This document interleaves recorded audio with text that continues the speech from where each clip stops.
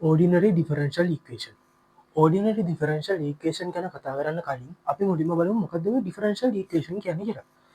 දැන් මේ ඩිෆරන්ශල් ඒකේෂන් එකක් කියන්නේ අපි මොකක් හරි වස්තු අපි මොකක් හරිම රේට් ඔෆ් චේන්ජ් එකක් ගැන මොන හරිම ඒ කියන්නේ උදාහරණ රේට් ඔෆ් චේන්ජ් එකක් ගැන රේට් ඔෆ් චේන්ජ් එකක් ගැන කතා කරන ඊක්වේෂන් එකක් තියෙනවා නම් අපි ඒකට කියනවා ඩිෆරන්ශල් ඊක්වේෂන් එකක් කියලා. එතකොට මේ අපි උදාහරණයක් ගමු.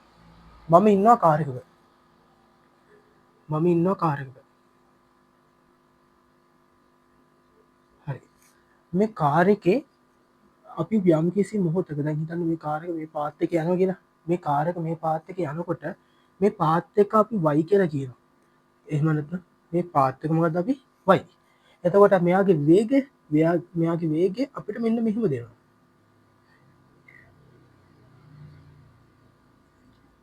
එයාගේ ත්වරණය ඇක්සලරේෂන් එක අපිට දෙනවා මෙන්න මෙහෙම. හරි. ඔය වගේ දෙනවනේ. දැන් බලන්න අපිට මෙන්න මෙහෙම අපි සාමාන්‍යයෙන් මේ ප්‍රවේගය ඇසුරෙන් මෙයාට ප්‍රවේගය බලන්න පුළුවන් ඉක්මනට. හරි. මෙයාට දෙනවා ප්‍රවේගය ත්වරණය ඇසුරෙන් විතරක් නැත්නම් මේ ඔක්කොම එකතු කරලා එකක්.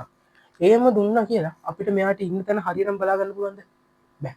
මොකද මෙයාව අවකලන ටීවිෂන් අවකලන ඩිෆරන්ශියේට් කරලා මේ වරන් තියෙන්නේ. එහෙනම් අපි මේක ආයේ මුල් අවස්ථාවට ගන්න ඕනේ. ඒ මුල් අවස්ථාවට ගන්න ප්‍රොසෙස් එකට අපි කියනවා ODE කියලා. එතකොට මේක සරලවම මැෂින් එකක් විදිහට කියන්නේ අපි මැෂින් එකක් විදිහට ගත්තොත් අපි දන්නවා වෙලොසිටි එක. මේ වෙලොසිටි එක අපිට ඕනේ මොකද? y. මෙන්න මේ ප්‍රොසෙස් එකට අපි කියනවා ODE ප්‍රොසෙස් එක. දැන් මේ වෙලොසිටි එක කියන්නේ අපිට නිකන් දන්නවනේ රේට් ඔෆ් චේන්ජ් ඉක්වේෂන් එක කියලා. රේට් ඔෆ් චේන්ජ් ඉක්වේෂන් එක. රේට් ඔෆ් චේන්ජ් ඉක්වේෂන් එකකින් original functions of y original function of y ඒ කියන්නේ අපි y ගේ හරි ශ්‍රිතය y විතරක් ඉන්න ශ්‍රිතය ගන්න ප්‍රොසෙස් එකට අපි කියනවා ODE කියලා. මම හිතනවා මේක තේරෙන්නේ නැති කියලා. මොකද්ද ඩිෆරන්ෂල් ඉක්වේෂන් එකක් කියන්නේ? ඒ වගේම මොකද්ද මේ ODE කියන්නේ? මොකද්ද අපි මේ ODE එකේදී කරන්නේ? ODE එකේදී කරන්නේ රේට් ඔෆ් චේන්ජ් එකක් තියෙන මොන හරි ශීඝ්‍රතාවක් සම්බන්ධ වෙලා තියෙන ඉක්වේෂන් එකකින් අපි ඒක ඔරිජිනල් ශ්‍රිතයක් ඒ කියන්නේ ඔරිජිනල් ෆන්ක්ෂන් ඔෆ් y බවට පත් කරන එක තමයි මේකෙදී වෙන්නේ. හරි. අපි මේක කට් කරන්න කලින් මූලික කරුණු කීපයක් තියෙනවා. ඒ මූලික කරුණු ටික ගැන කතා කරන්න තමයි දැන් යන්නේ. ඒ මූලික කරුණු ගැන කතා කරොත් පළවෙනි එක තමයි ඕඩර්. මොකද්ද මේ ඕඩර්? මෙහෙමයි. ඕඩර් එක හොයන්න කියලා කිව්වොත් මොකක් හරි ඉක්වේෂන් එකක් දීලා තියෙනවනේ. දැන් මේ තියෙන දීලා තියෙනවනේ ඉක්වේෂන් එක. මේ ඉක්වේෂන් එක බලුවා. මේ ඉක්වේෂන් එකේ වැඩිම ඉහළම ඩෙරිවේටිව් එක තමයි ඉහළම ඩෙරිවේටිව් පදය තමයි මොකද්ද? මේ ඕඩර් එක කියලා කියන්නේ. එතකොට මේ dy over dx මෙයා මේ x වශයෙන් කී වතාවක් අවකලනය කරලා තියෙනවද? එක වතාවයි. දැන් මෙයාගේ අවකලනය 1යි. මෙයා x වශයෙන් දෙවතාවක් අවකලනය කරලා තියෙනවා. එහෙනම් මෙයාගේ ඕඩර් එක 2යි. දැන් බලන්න මේක. මෙන්න මෙතන මෙයා මේකේ දෙවෙනි අවකලනයේ ඉන්නේ. ෆස්ට් ඩෙරිවේටිව් එකෙත් නෙමෙයි සෙකන්ඩ් ඩෙරිවේටිව් එකේ ඉන්නේ. මෙයා ඉන්නේ යාගේ ෆස්ට් ඩෙරිවේටිව් එකේ. ඉතින් දෙකක් තියෙනවා එකක් තියෙනවා. එතකොට මෙයාගේ ඩෙරිවේටිව් එක මොකද්ද? එහෙම නෑ. තියෙන අපි මේ ඉක්වේෂන් එකක් දීලා ඒකේ ඕඩර් එක හොයන්න කිව්වොත් අපි මුලින්ම කරන්නේ තියෙන ලොකුම ඩෙරිවේටිව් එක බලනවා. ලොකුම ඩෙරිවේටිව් එක 2නේ. එහෙනම් මේකේ ඕඩර් එක තමයි 2. හරි. ඊට පස්සේ අපි බලමු ඩිග්‍රී. දැන් අපි දැන් මතන තියෙනනේ ඉක්වේෂන් එක හිතන්න මෙන්න මෙහෙම 2t සමානයි 0යි. හරි. දැන් අපි මෙතනදී ඕඩර් එක හොයාගත්තනේ. අපි ඕඩර් එක කියන්නේ ඉහළම ඩෙරිවේටිව්. ඒ කියන්නේ ලොකුම ඩෙරිවේටිව් එක. අපි දන්නවා මෙන්න මේක තමයි ලොකුම ඩෙරිවේටිව් එක. එහෙනම් අපි පළවෙනි වැඩේ තමයි හල්ස් ඩෙරිවේටිව් එක හොයනවා. ඒ කියන්නේ ලොකුම අවකලනය හොයනවා. ඒක හොයාගත්තට පස්සේ ඒක තියනවාද කියලා බලනවා රැෂනල් ෆෝම් එකකින්. දැන් බලන්න මෙයාගේ බලය කීයද? මෙයාගේ බලය 1යි නේද? ඒක ප්‍රශ්නයක් නෑ. හිතන්න මෙයාගේ කීපයක්ම තියෙනවා. මෙන්න මෙයාගේ තියෙනවා වර්ගය තියෙනවා. මෙන්න මෙයාගේ ඝනය තියෙනවා. ඔන්නෝම මොකක් හරි එකක් තියෙනවා කියලා ගන්න. එහෙම නැත්නම් මෙන්න මෙයාගේ 3න් 2 තියෙනවා. හරි. එතකොට දැන් මෙන්න මේක අවස්ථාව මෙන්න මේ අපි අනිත් ඔක්කොම වහගන්නවා මේ අවස්ථාවේදී. ඩිග්‍රී එක බලන්න ගියාම මෙන්න මේ ඔක්කොම වහගන්නවා. දැන් ඉන්නේ කවුද? මෙන්න මෙයා විතරයි. එයා විතරක් බලලා තමයි මෙන්න මේ කට්ටිය වෙන වෙනම මම ලියාගෙන තියෙන්නේ. ඔන්න මම මෙයා ලිව්වා. මෙයාගේ ඩිග්‍රී එක මොකද්ද? ඩිග්‍රී එක මෙයාගේ කී බලය මොකද්ද? 1යි. මෙයාගේ පවර් එක 1යි. මෙයාගේ පවර් එක අනිත් ඔක්කොම වහගත්තට පස්සේ මට පේන්නේ මෙයා විතරයි. එතකොට මෙයාගේ පවර් එක 2යි. එහෙනම් මෙයාගේ ඩිග්‍රී එක 2යි. මෙයාගේ 1යි, මෙයාගේ 2යි. මෙයාගේ ඩිග්‍රී එක 3යි. හරි. දැන් මම මේ පැත්තේ තියෙනවා මොකක් හරි සමීකරණයක් තියෙනවා. මේ සමීකරණ ටික වහගන්නවා. ඒ ටික වහගත්තට පස්සේ මට පේන්නේ මෙන්න මෙයා විතරයි. හැබැයි එයාගේ ඩිග්‍රී එක තියෙන්නේ මේ 3 බෙදීම 2යි. එහෙම තියෙන්න බෑ. මේක නීතියක් තියෙනවා. ඒක තියෙන්න ඕනේ අනිවාර්යෙන් රෂනල් ෆෝම් එකේ. එහෙනම් මෙන්න මේක අපි වර්ග කරන්න ඕනේ. අර සමීකරණෙන් එහා සමීකරණේ ඔක්කොම වර්ග වෙනවා. එතකොට අපි මෙන්න මෙයාගේ මෙන්න මේ වගේ එකක් නෙන්නේ රෂනල් කළාට පස්සේ. එතකොට මෙයාගේ ඩිග්‍රී එක මොකද්ද? 3යි. හරි. ඊට පස්සේ අපි ඊළඟ කොටසට යමු. දැන් මම කිව්වා ඩිෆරෙන්ෂියල් ඉක්වේෂන් එකක් කියන්නේ මොකක්ද කියලා කිව්වා. ඒකේ මූලික කොටස් හතරක් තියෙනවා. මේ මූලික කොටස් හතර තමයි අපි ඉගෙන ගන්න ඉන්නේ. ඒ කියන්නේ මෙතනින් යට තියෙන ගණන් හදන්නද අනිත් ඒවාට කරන්න මේ ටික ඕනේ. එතකොට බේසික් එක ගත්තොත් පළවෙනි එක ඕඩර් එක කියන්නේ මොකක් හරි ඉක්වේෂන් එකක තියෙන ලොකුම ඩෙරිවේටිව් එක. ඒක තමයි ඕඩර් එක කියන්නේ. ඊළඟට අපි ඩිග්‍රී එක කියන්නේ ලොකුම ඩෙරිවේටිව් එක තියලා අනිත් ටික වහගත්තට පස්සේ ඒ තියෙන එකේ රෂනල් ෆෝම් එක අපි ඒක රෂනල් කරගත්තට පස්සේ තියෙන ෆෝම් එක තමයි යාගේ ඩිග්‍රී එක කියන්නේ. ඊළඟ දේ තමයි ලීනියර් වර්සස් නන් ලීනියර්. මොකක් හරි එකක් ලීනියර්ද නැත්නම් නන් ලීනියර්ද කියලා බලන්න ඕනේ.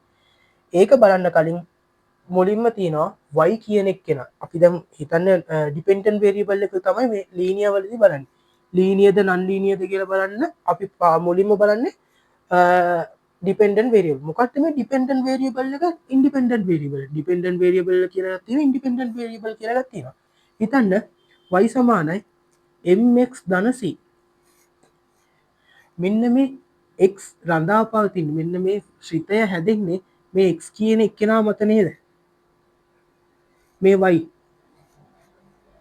එතකොට මේ x කියන එක්කෙනා y මත රඳා පවතින්නේ නෑනේ.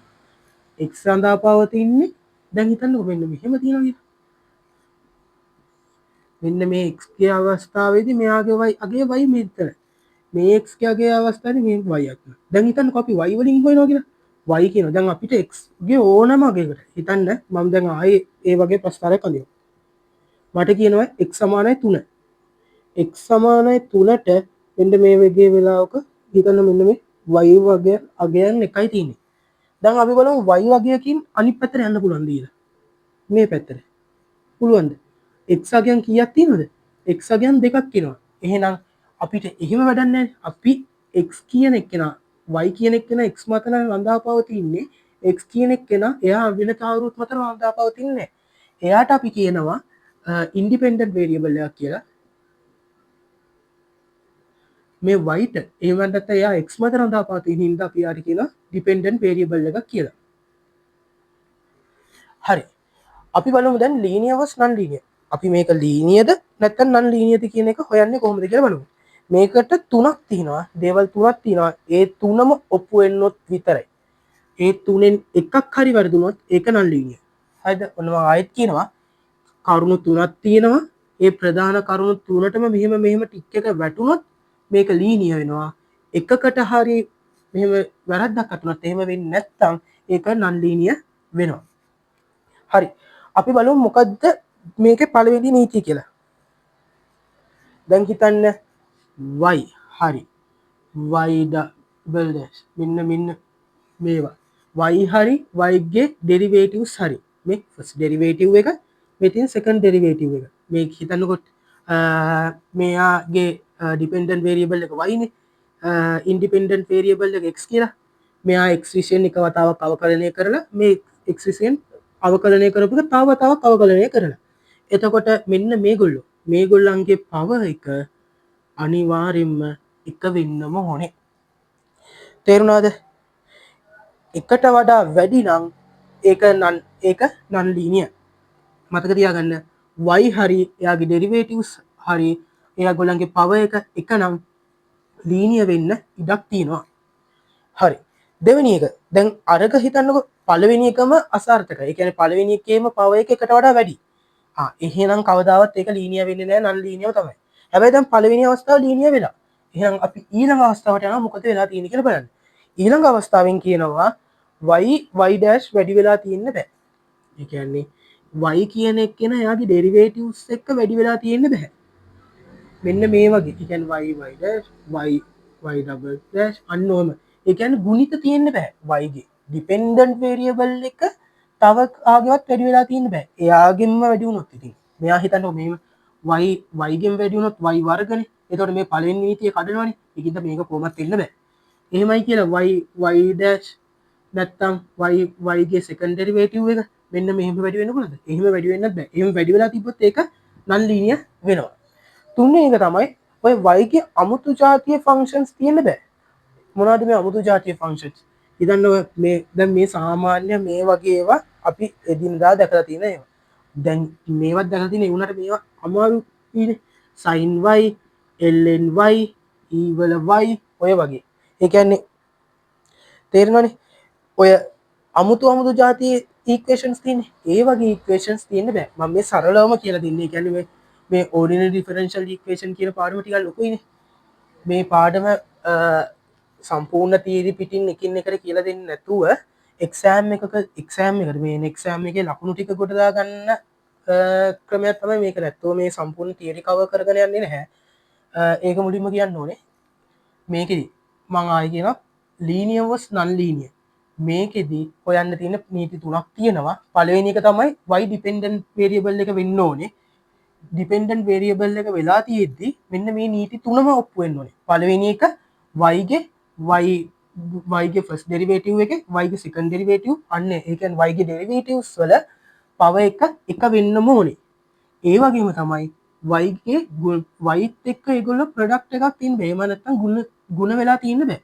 ඊට පස්සේ අර අමුතු ජාතිය සමීකරණ තියෙන්න බෑ. අන්න එහෙම වුණොත් මෙන්න මේ ටික තියෙනවානේ. හැබැයි දැන් හිතන්න මේ මෙන්න මේ වගේ එකක් තියෙනවා කියලා y ධන y ඩබල් ඩෑෂ් සමානයි e වල x කියලා. මෙයා දැන් මේ e වල එකක් තියෙනවනේ. එහෙම කියලා එහෙම වෙන්නේ නැහැ. මොකද මෙයා මේ ඩිපෙන්ඩන්ට් වේරියබල් එකේ එකක් නැහැ. අපිට ඕනේ මෙන්න මේ y සම්බන්ධ එකක්. එතකොට මේක ප්‍රශ්නයක් නැහැ. මං හිතනවා තේරෙන්නේ නැති කියලා. එතකොට මෙන්න මේ ටිකම මේ තුනටම ටික් එක වැටුනොත් විතරක් ඒ කියන්නේ මේ තුනම ඔප්පු වුණොත් විතරක් මෙන්න මේ වගේව තියෙන්න බෑ. මෙන්න මේ වගේව තියෙන්න බෑ. පවර් එක එකට වඩා වැඩි වෙන්න බෑ. ඒ තියෙන අවස්ථා තුනම ඔප්පු වුණොත් මේක අපි ලීනියර් කියනවා. එකක් හරි බැරි වුණොත් ඒක අපි කියනවා නන් ලීනියර් කියලා. හරි. අපි යමු ඊළඟ කොටසට. ඊළඟ කොටසට කියන්නේ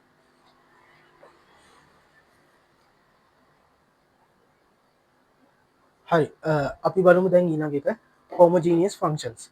homogeneous functions වල තියෙන ඒ කියන්නේ මේක අර්ධ දැක්වීම තමයි මේ තියෙන්නේ. f වරහණක් ඇතුලේ tx, ty ඒ කියන්නේ f tx, ty වලින් ලියලා ඒක ඉක්වල් වෙනවලු tn එළියට අරගෙන fxy. හරි අපිට මේක තේරෙන්නේ නැහැ. එහෙම කියමුකෝ. මේ තියෙන්නේ මේ යාගේ අර්ථ දැක්වීම ඇහුවොත් අපිට ඩෙෆිනේෂන් එක ඇහුවොත් මෙන්න මේ විදිහට ලියන්න පුළුවන්. මෙන්න මෙයාගේ දැන් පවර් එක ගන්නකො. මෙයාගේ පවර් එක කීයද? මෙයාගේ පවර් එක එහෙම නැත්නම් එයාගේ බලවල එකතුව ඔක්කොම බලවල එකතුව 2යි.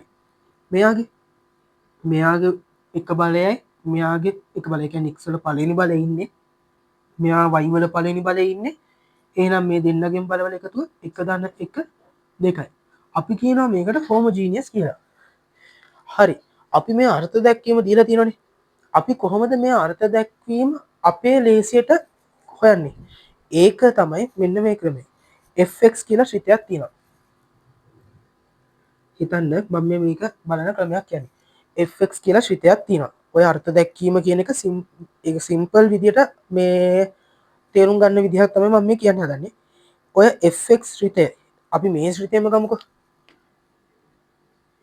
x වර්ග ධන xy මෙන්න මේ ශ්‍රිතයම අපි මේකේ x වෙනුවට මෙන්න මේක x වෙනුවට කවුද ඉන්නේ tx y වෙනුවට ty දාන්නලු මොකක්ද කියන්නේ fx ශ්‍රිතයක් තියෙනවා ඒ ශ්‍රිතයේ x වෙනුවට tx දාන්නලු y වෙනුවට ty දාන්නලු හරි අපි මේ fx ශ්‍රිතය එක දාමුකෝ එතකොට f tx, ty අපිට ලියන්න පුළුවන් නේද tx වල වර්ගය ධන tx වතාවක් y කියන්නේ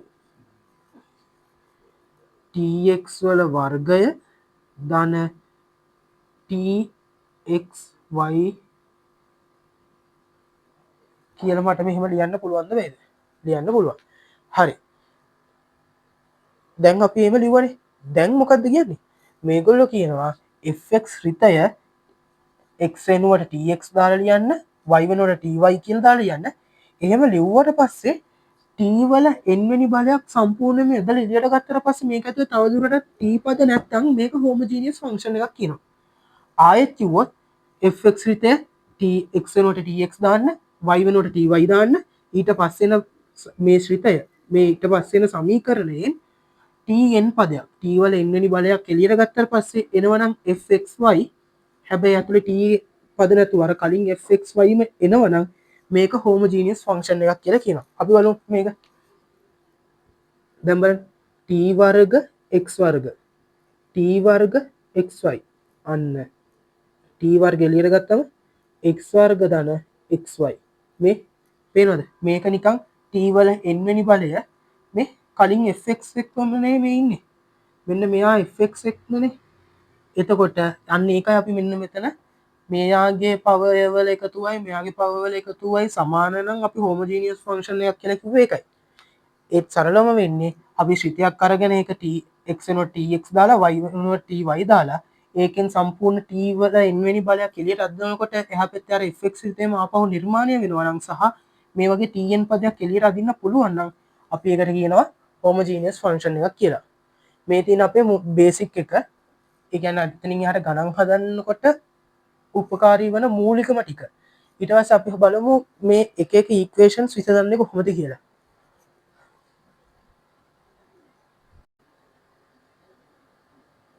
හරි. අපි දැන් බලමු ෆස්ට් ඕඩර් ඉක්වේෂන්ස් කොහොමද මේ සොල්ව් කරන්න කියලා. එහෙම නැත්නම් විසඳන්නේ කොහොමද කියලා. මේක විසඳනකොට අපිට ප්‍රධාන ආකාර පහක් තියෙනවා. මම ආපහු කියනවා මම මේ සම්පූර්ණ තියරි පිටින් ODE උගන්වනවා නෙමේ මේ එක්සෑම් එකට අර ලකුණු ටික දාගන්න එක්සෑම් එක ගණන් ටික හදන්න උදව්වක් විදියට ඒ කියන්නේ උදව්වක් වෙන විදියට අවශ්‍ය තියරි ටිකයි ඒ හදන විදිහ තමයි පැහැදිලි කරන්නේ. නැතුව සම්පූර්ණ තියරි කියලා දෙන්නේ නැහැ. එතකොට දැන් මේ ෆස්ට් ඕඩර් ඉක්වේෂන්ස් විසඳනකොට ප්‍රධාන ආකාර පහක් වගේ තියෙනවා. එකක් තමයි separable equations, අනිත් එක exact equation, අනිත් එක homogeneous equation, අනිත් එක linear equations, Bernoulli equations. අපි බලමු මේ පහ කොහොමද එකන එකට විසඳන්නේ සහ ඒවා විසඳලා උත්තර ටික ගන්න කොහොමද කියන එක අපි බලමු. හරි. අපි බලමු පළවෙනි එක separable equations. මේ separable equations කියන එක අපිට සරලව මෙන්න මේ ආකාරයට කියන්න පුළුවන්. හිතන්න මෙන්න මේ විදිහට තියෙනවා. dx f y ඔන්න ඔහම ඉක්වේෂන් එකක් තියෙනවා. ඒ කියන්නේ x හා y වලින් සමන්විත මොකක් හරි ශ්‍රිතයක්. ඒ කියන්නේ x ගෙනුයි y ගෙනුයි හැදිච්ච ශ්‍රිතයක් තියෙනවා. මෙහා මේ පැත්තේ තියෙනවා dy over dx කියන එක එක පැත්තක.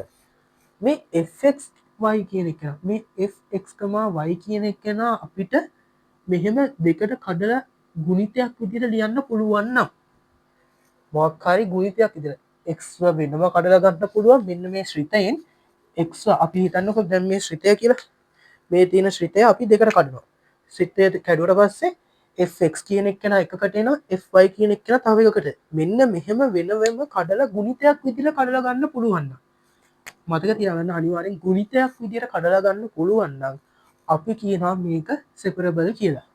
හරි. අපි බලමු මේ වගේ ඒවා මේ වගේ දැන් හිතන්න මේ වගේ එකක් ආවා. දැන් මේක මේ විදිහට විසඳන්න පුළුවන්. dy over dx දැන් fx, y කියන එක මට fx fy කියලා ලියන්න පුළුවන් නේ. මම කරන්නේ y පද තියෙන ඒවා ඔක්කොම එක පැත්තකට ගන්නවා. x පද ඔක්කොම එක පැත්තකට ගන්නවා. දැන් මේ fy කියන එක කෙනා ඉන්නවනේ. මේ fy මේ පැත්තට යනවා.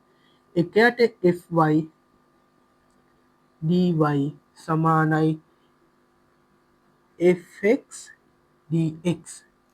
හරි. ඊට පස්සේ මේ දෙන්නටම අනුකලනය කළා නම් මෙයාට උත්තරයක් එනවා, මෙයාට උත්තරයක් එනවා සහ අවසානයේට නියතයක් එනවා. මේක තමයි සරලවම separable equations විසඳන විදිය. මේකේ ආකෘතිය එහෙම නැත්නම් equation එක අර මොකක් හරි හැදිච්ච ෆෝම් එකක් තියෙනවනේ. මොකක් හරි දැන් හිතන්නකෝ අපි රේඛීය මොකක් හරි ප්‍රස්ථාරයක රේඛීය ප්‍රස්ථාරයක් රේඛීය එකක් දැක්කොත් අපි ලියනනේ ටක් ගාලා y සමානයි mx ධන c ආකාරය කියලා. ඊට පස්සේ මෙන්න මේ මෙහෙම බිඳුව හරහා යනවා නම් ආයෙනම් මේක කෙලින්ම අපි කියනනේ y සමානයි mx කියලා. ඒ වගේ මෙන්න මේ separable equation එකක් නම් මෙන්න මේ විදිහට තියෙන්න ඕනේ පළවෙනි එක dy over dx සමානයි fx, y කියන එක. මේ fx, y කියන එක නම් අපිට fx ව වෙනම කඩලා ගන්න පුළුවන්, fy ව වෙනම කඩලා ගන්න පුළුවන්. ඒ දෙන්නගේ මතක තියාගන්න අනිවාර්යෙන් ගුණිතයක් විදිහට ලියන්න පුළුවන්. එහෙම ලියලා තිබ්බොත් y කියන පද එක පැත්තකට ගත්තා, x කියන පද එක පැත්තකට ගත්තා. ඊට පස්සේ දෙන්නව අනුකලනය කරා. අපි බලමු මේකේ උදාහරණ ගානක් හදලා කොහොමද හදන්නේ කියලා. මෙන්න මේක. dy over dx සමානයි x වර්ග ධන 1 y වර්ග ඍණ 1. හරි. මේ බලන්න. මට මේ x පද මෙන්න මේ මම මේක මේ dy over dx තනි වෙලා ඉන්නවා මේ පැත්තේ. අවුලක් නැහැ. මේ දෙන්නගේ වැඩි වීල්ලක් පේනවා. මේ බලන්න x පදේ x වර්ග ධන 1 වැඩි කිරීම 1ට y වර්ග ඍණ 1 වගේ නේ මෙයා නිකන් ඉන්නේ. පේනවද? ඒ කියන්නේ මේ දෙන්නා ගුණිතයක් විදිහට තමයි මේ තියෙන්නේ. x පද වෙනම තියෙනවා, y පද වෙනම ගන්න පුළුවන් ගුණිතයක් විදිහට තමයි තියෙන්නේ. හරි. අපි කරන්නේ x පද එක පැත්තකට ගන්නවා, y පද තව එක පැත්තකට ගන්නවා. දැන් මේ පැත්තේ තියෙන dy නේ. මම මෙයාව මේ පැත්තට යවනවා. y වර්ග ඍණ 1 dy x වර්ග ධන 1 dx. හරි. ඔන්න ඔහොම තිබ්බා. දැන් අපි කරන්නේ අනුකලනය කරනවා. අනුකලනය කළාට පස්සේ කොහොමද? මේවා සාමාන්‍ය අනුකලනය y ඝනය බෙදීම 3 ඍණ y. දැම්ම මේකට මේක අනුකලනය කළා කියලා නියතයක් එනවා තමයි. මේක අනුකලනය කරලා එන නියතයයි මේක අනුකලනය එන නියතයයි මේකෙන් මේක අඩු වුණාමත් එන්නේ නියතයන්නේ. ඒකින්ද මේකේ නියතයයි මේකේ නියතයයි අපි තනි නියතයක් විදිහට වෙනම පස්සේ ලියනවා. ඒකින්ද අපි දැන්ට මෙතනට නියතයක් දාන්නේ නැහැ. අපි මේකද බලමු. x වර්ග x ඝනය බෙදීම 3 x ධන c. අන්න දැන් අපි y පදය වලිනුයි x පද වලිනුයි විතරක් මේක සමීකරණ ලිව්වද නැද්ද? අන්න ওই විදිහට තමයි separable equation එකක් කරන්නේ. එතකොට මම ආයෙත් මේකෙත් නිකන් සරලව පැහැදිලි කළා. ඕනෑම මෙන්න මේ හැම එකකටම එක නිශ්චිත ෆෝම් එකක් තියෙනවා. උදාහරණයක් විදිහට y සමානයි mx ධන c, y සමානයි mx මේ ආකාරයේ නිශ්චිත ෆෝම් එකක් තියෙනවා. අපි අඳුර ගන්න ඕනේ මොකක්ද මේ ෆෝම් එක කියලා. දැන් separable equation එක ගන්න ෆෝම් එක dy over dx සමානයි fx, y. මොකක් හරි x වලිනුයි y වලිනුයි ලියන්න පුළුවන් ශ්‍රිතයක් තියෙනවා. dy over dx කියන එක කෙනා එක පැත්තක තනි වෙලා ඉන්නවා. මෙන්න මේ fx, y කියන ශ්‍රිතය fx ගේ fy ගේ ගුණිතයක් විදිහට වෙන වෙනම කඩලා ලියන්න පුළුවන්ලු. fx වෙනම කඩලා ගන්න, fy වෙනම කඩලා ගන්න එයාගේ ගුණිතයක් විදිහට ලියන්න පුළුවන් නම් මේක අපිට separable කියලා කියනවා. ඊට පස්සේ මම කිව්වා මේ දෙන්න x පද එක පැත්තකට ගත්තා, y පද තව පැත්තකට ගත්තා. මේ දෙන්නව අනුකලනය කළාට පස්සේ එන උත්තරේ තමයි අපේ අවසන් උත්තරේ. එතකොට දැන් මේ විදිහට ගාන හදුවා. ওই විදිහට තමයි හදන්න තියෙන්නේ. එතකොට separable equations දැනට හරි. ඊළඟට අපි බලමු මොකද්ද මේ exact equation කියලා කියන්නේ කියලා.